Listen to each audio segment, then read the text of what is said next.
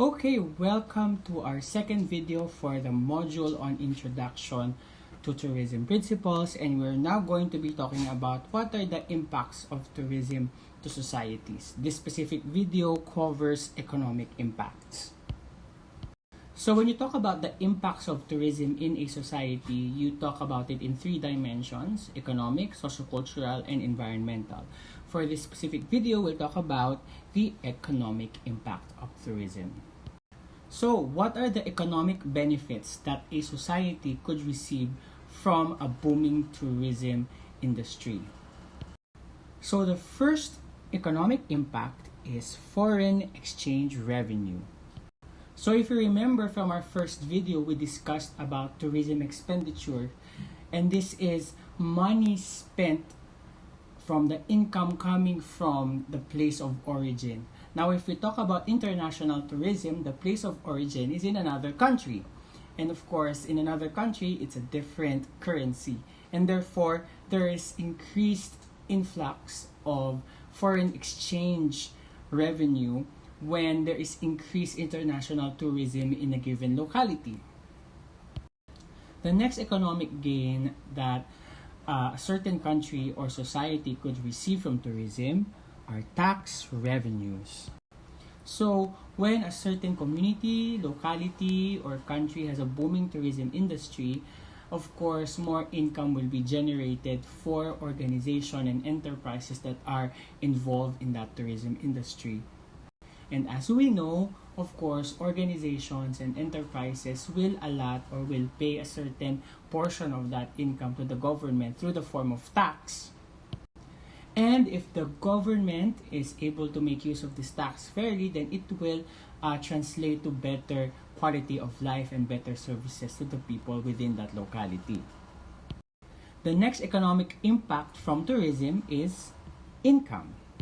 Of course, economically speaking, income for large, small, and medium enterprises is good because it has a good effect for the people who are involved in that organization, from the smallest person in the organization to the highest person in that organization. And of course, more income just means that there would be more capital for future investments to be done, and therefore it would all contribute to a better economic growth in that given locality or community.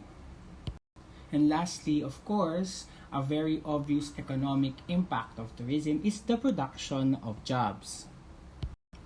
As we all know, when we develop a certain place or a certain community into a tourism hub or a tourism spot, we know that it will generate a lot of employment opportunities, from low-skilled workers to high-skilled workers to even corporate workers. And of course, jobs give salaries and wages, and therefore it also increases the quality of life of the people who are engaged in the economic activity that surrounds tourism industries. Actually, all over the world, UNWTO has predicted or has estimated that tourism has a contribution of $5 billion worth of economic gains worldwide. In the Philippines, in 2019, the Department of Tourism has noted that tourism comprises 12.9% of our GDP. So that's pretty big. So we know that a big economic contributor in the Philippines is tourism. Of course, we don't know yet how COVID-19 and pandemic will affect the Philippines in the long run. We know that it's economically hampering that industry at the moment. But of course, we are still foreseeing that when this pandemic is over and when our lives have come back to normal, we just know that we will rebuild our tourism industry, which is, of course, a huge source of income for the country. So what are the other forms of economic impacts of tourism? So first, we have invisible export. This is when the host country provides tourism products and services to tourists. Of course, when we say export, this is a certain host country providing products to another country, right? So let me give you an example of invisible export through my experiences. So in my previous university, I sometimes accompany Korean exchange students when they roam around Manila. One of the favorite things that they take as pasalubong for their country is the dried mangoes. Now, when they buy the dry mangoes and they bring the dry mangoes home, then that's an example of an export that we have provided to Korea. But instead of us shipping the dried mangoes to Korea, it is the tourists that bring that product to Korea. And thus, that's why it's called invisible export.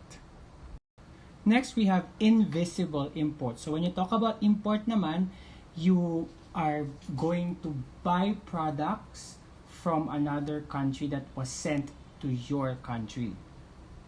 So invisible import means that when tourists spend money from tourist generating country to pay for tourism services in host country, that is an example of invisible import. So it means that the income that they earned from their origin country, when they use that in order to buy their products and services while they are here staying in our locality, that is an example of invisible import. When we talk about domestic tourism, there's a specific type of economic impact that it carries, and that is income redistribution, wherein the income that is earned from urban areas is respent in rural areas.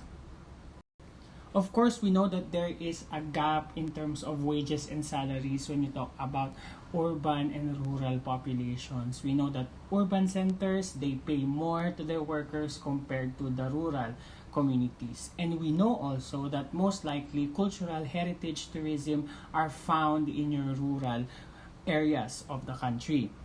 So when urban residents of the country go to rural areas and they spend the money that they earn in their urban areas to the rural areas where they are domestic tourists, then it means that the income within a state or a society is redistributed from the income or from the urban areas to the rural areas through domestic tourism.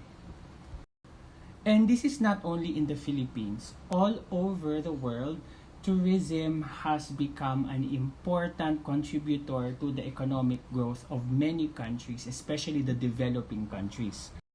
Well, first, we have seen a decline in the agricultural and manufacturing sectors all over the world, especially in developed countries, since the 1980s. And of course, the developing countries are following suit.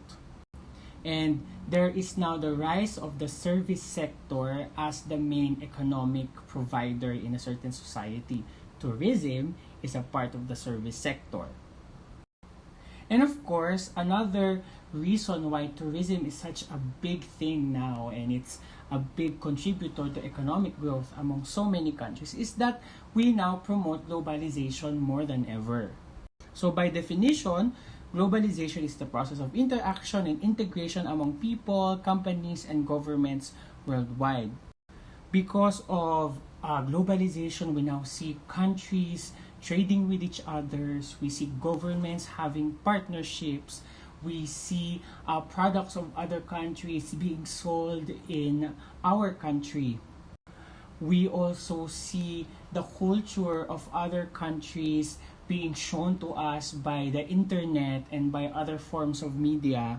And because of this inevitable exchange of products, services, and culture among countries, the transportation sector also has improved. So, meaning plane tickets have been cheaper, cruise line tickets have been cheaper. We know about Cebu Pacific, we know about Piece of Air. So now even the middle class people can also afford to, have air travel, which of course many years ago air travel was only for the high class sectors of society, but because transportation is getting cheaper now, even the middle class sectors who are hungry for new experiences outside the very stressful nature of their life as middle class citizens, they embrace it and they become tourists as well. And of course, eventually, tourism has become a big thing in the media, and this is all because of globalization. So, when we are trying to study about the economic effect of tourism, what are the different indicators? Now, if you look at the book, there are a lot of computations there. We are not going to be tourism or business analysts in this course, but we'll just look at the overview and the concepts that underlie those specific computations. Now, when we look at how a certain locality, community, or a certain city is influenced by tourism, we look at three effects. The first effect is the direct effect, and this is the tourist expenditure from tourism, frontline goods, and services. So as the concept implies, this is the income that is generated from activities or products or services that are related to tourism. So for example, the income that is received by hotels. Diba? Or for example, you have your restaurants. No? Or for example, you have your travel agencies, right? Or you also have your services, like for example tour guides, or for example rentals for banana boats in the beach. So these are examples of, tourism related services talaga, and the income that we get from all of these services that are being purchased by the tourists are called your direct effects. Now we go to the indirect effect. So the indirect effect is the income that is gained by other suppliers that are related to tourism goods and services like bank, food, and beverages. So for example, we talk about hotels. Who are the suppliers of the hotels who will also benefit from increased tourism activity? So one, of course, the suppliers of, let's say, the furniture. So the furniture stores who provide furnitures to the hotels, the linen, the linens, the cloths that are used in the hotel, they also have income because the hotel needs operation as well. Of course, the electricity, companies who provide energy for the hotel to function, they also benefit from increased tourism activity. When you talk about restaurants, diba? So, of course, for example, inasal, it's an inasal restaurant. So, syempre, the ones who provide chicken, the suppliers for food, for the food stock, are also benefiting from your income from tourism. For example, you have your, let's say, yung banana boat rental. Of course, the producers of the banana boats are also affected by tourism, although not directly because they are not, they are not transacting directly with the tourists, but because their businesses are flourishing because there's a tourism activity happening, and tourism-related industries are getting them as suppliers. They are considered indirect effect benefiters of tourism. And then the third indicator is the induced effect, and this is felt in a more individualized level in the community. This is in the form of wages and salaries that people in the locality or the local residents receive or benefit from as a result of the increased tourism activity in the area. So, ayan.